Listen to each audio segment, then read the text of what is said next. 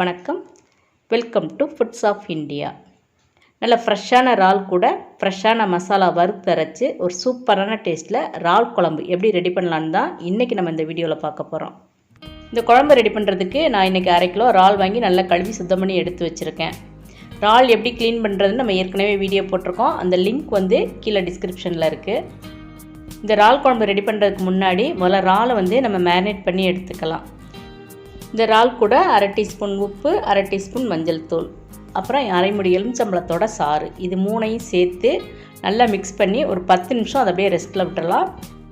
இந்த மாதிரி பெரிய சைஸ் இறால்னால் இப்போ அதில் வந்து நம்ம உப்பு எலுமிச்சை சாரும் கலந்து வைக்கிறனால அந்த இறால் குழம்பு சாப்பிடும்போது அந்த இறாலில் வந்து அந்த உப்பும் அந்த எலுமிச்சை சாரும் சார்ந்து சாப்பிட்றதுக்கு வந்து சூப்பராக இருக்கும்.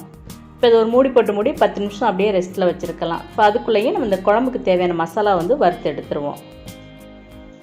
ஒரு கடாயில் 1 டேபிள் ஸ்பூன் மல்லி, 2 டீஸ்பூன் மிளகு, 2 டீஸ்பூன் ஜீரகம். இப்போ இது கூட காரத்துக்கு வந்து 10 மிளகாத்தூள் சேர்த்துக்கலாம். உங்களுக்கு வந்து மிளகாத்தூள் கொஞ்சம் அதிகமான காரமாக இருக்குன்னு நீங்கள் நினச்சிங்கன்னா 2 மிளகாத்தூளை குறைச்சி சேர்த்துக்குங்க.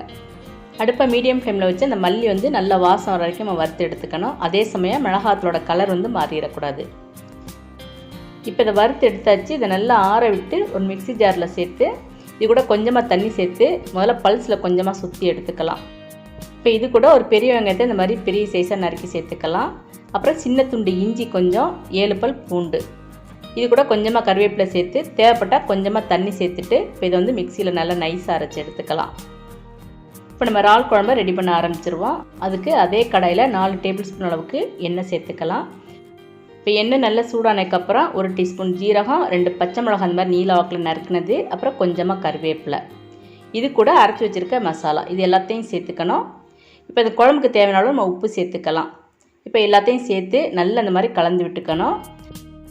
இந்த மசாலாவோட ராஸ்மல் போய் எண்ணெய் நல்லா பிரிஞ்சு வரணும். அதுக்கு நம்ம அடுப்பை சிம்மில் வச்சுட்டு ஒரு மூடி போட்டு மூடிடலாம். இப்போ 3 நிமிஷம் ஆயிடுச்சு. 3 நிமிஷத்துக்கு அப்புறம் நம்ம மூடியை திறந்து பார்க்கலாம்.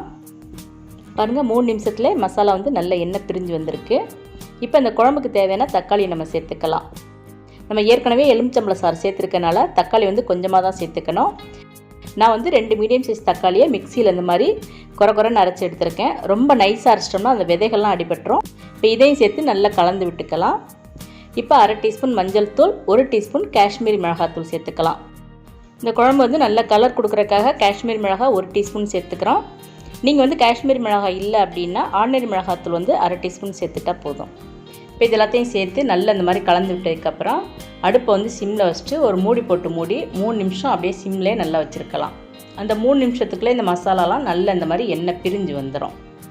இப்போ நம்ம மேரினேட் பண்ணி வச்சுருக்க இந்த இறாலை வந்து இதில் சேர்த்துக்கணும். நீங்கள் இறால் கூட எலுமிச்சை சாறு சேர்த்து மேரினேட் பண்ணலைன்னா 2 தக்காளி சேர்க்குறதுக்கு போல் கூட ஒரு தக்காளி சேர்த்துக்கலாம். இப்போ இந்த குழம்புக்கு வந்து நம்ம தேவையான அளவு தண்ணி சேர்த்துக்கலாம். நான் வந்து 1.5 கப் அளவுக்கு தண்ணி சேர்த்துக்கிறேன். இப்போ எல்லாத்தையும் சேர்த்து நல்லா இந்த மாதிரி கலந்து விட்டதுக்கப்புறம் இப்போ அடுப்பை வந்து நம்ம மீடியம் ஃப்ளேமில் வச்சுக்கலாம். இப்போ ஒரு மூடி போட்டு மூடி இந்த குழம்பு வந்து ஒரு 7 நிமிஷம் நல்லா கொதிக்க விட்டுக்கணும். 7 நிமிஷத்துக்குள்ளே இறால் வந்து நல்லா வெந்து வந்துடும். இறாலை வந்து நம்ம ரொம்ப நேரம் வேக வச்சிட்டோம்னா இறால் வந்து ரப்பர் மாதிரி ஆயிரும். அதனால் நம்ம செக் பண்ணி பார்த்துட்டு தேவைப்பட்டால் திருப்பி கொஞ்சம் நேரம் நம்ம வேக வச்சுக்கலாம். பாருங்கள், சூப்பரான டேஸ்ட்டில் கமன்னு நம்மளோட இறால் குழம்பு வந்து ரெடி ஆயிடுச்சு. இந்த இறால் குழம்பு வந்து நீங்கள் சாதத்தோடு கலந்தும் சாப்பிட்டுக்கலாம். அதே மாதிரி இட்லி, தோசை, சப்பாத்திக்கு சைட் டிஷ்ஷாகவும் எடுத்துக்கலாம். இந்த மாதிரி ஃப்ரெஷ்ஷான இறால் கூட நல்ல ஃப்ரெஷ்ஷான மசாலாலாம் சேர்த்து வறுத்தரைச்சி குழம்பு ரெடி பண்ணோம்னா அது ஒரு தனி டேஸ்ட்டு தான். ரொம்ப டேஸ்டியான இந்த இறால் குழம்பை இன்றைக்கே நீங்களும் ட்ரை பண்ணி பாருங்கள். இந்த வீடியோ உங்களுக்கு பிடிச்சிருந்தேன்னா ஃபுட்ஸ் ஆஃப் இந்தியா சேனலை சப்ஸ்கிரைப் பண்ணி சப்போர்ட் பண்ணுங்கள். தேங்க்ஸ் ஃபார் வாட்சிங்.